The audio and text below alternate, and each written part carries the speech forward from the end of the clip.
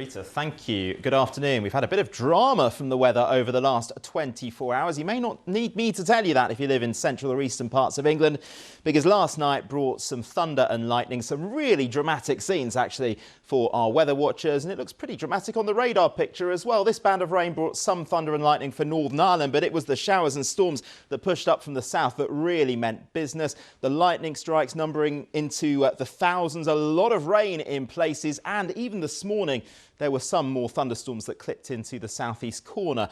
Good afternoon. Well, it's a much quieter day today compared to last night with all the thunderstorms. We did, however, wake up to quite a humid, muggy start. Plenty of cloud down in Redhill, as you can see from Weather Watch and me on the hill. But the cloud has been breaking. Any remnants, those showers cleared out of the way. This is, of course, down in Westminster from Weather Watcher Diamond Dust. Good evening. We certainly had a very lively night last night. Around 20,000 flashes of lightning across England. Now dry tonight, a much quieter picture into tomorrow, though. Outbreaks of rain to start the day.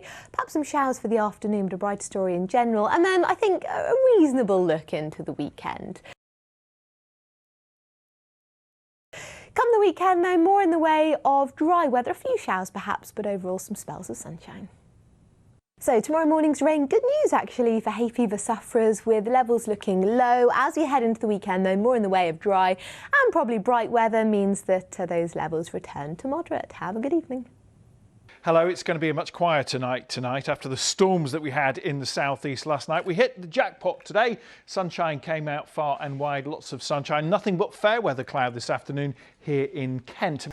Mind you, I arrived at work wearing a pair of shorts. I am wearing long trousers right now. This was the picture in Trafalgar Square. It was a noisy night last night. We had a lot of thunderstorms, of course, but ended up quite nice today. Tomorrow, though, we're going to be cooler and there's going to be some rain in the air as well. But heading into early part of next week, things are really going to change. All these weather fronts heading towards the UK. Sunday looks like it will be dry and warm. The warmest day of the week ahead, I suspect. Assad. Darren, I'm still trying to get the image out. I'm still trying to get the image out of my mind of you in your shorts. Okay. But there we go.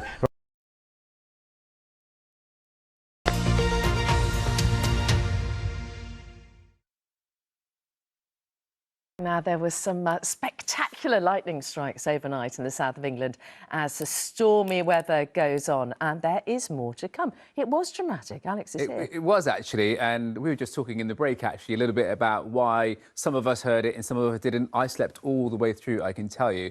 And that's because actually some of the lightning that we saw was cloud to cloud.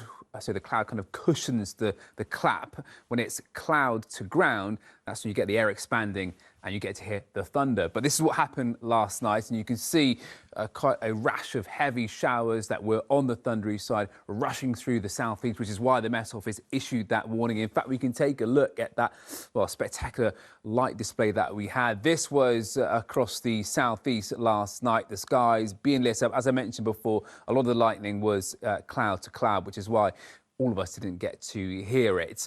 But once the thunder and lightning was over and we woke up this morning, well, it all started to pick up quite nicely, didn't it? It was a bit damp underfoot, but as we rolled into this afternoon, well, we saw the clouds breaking, the sunshine pushing through. We saw highs of 23. These are pictures of Sefton Park in Liverpool a little earlier today. It certainly wasn't weather for ducks, and you can see people on the bank certainly enjoying the very fine conditions. As we head through the next few days, things could be a little bit up and down. But as I say, Mary, it is all going to be, well, I guess a little cooler, you could say. A little cool. Do you know, it took me years before I realised that thunder was the sound of lightning. There you go. Yeah, never realised. Thought they were two entirely separate things. Very stupid. Right, what's going to be happening in the weather the next couple of days? So over the next few days, there is the chance that we could see a little more thunder, but the weekend on the whole isn't looking too bad, but it will be a little cooler. OK, so as we head through the next couple of days, do expect some more rain tomorrow. If you're going to be leaving the house early, it will be worth leaving with a brolly. But as we head into the weekend, it's going to be dry, not exclusively dry. Still expect some showers up across northwestern parts of the UK, but further south, drier conditions with some warm spells of sunshine. Despite a drop-off in temperature, it's still going to be slightly above average for the time of year. As for the pressure pattern setup, well, you can see the next system which is going to work its way in. This is the occluded front which arrives tomorrow. Also notice that rain down towards the southeast. That's going to be quite heavy.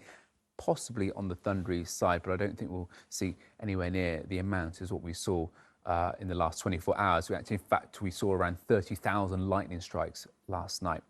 So yes, a pretty mixed day tomorrow. As I say, probably worth leaving the house with your brolly because those showers are going to be persistent at times. OK, thank you, Alex, for that. Nice to see you.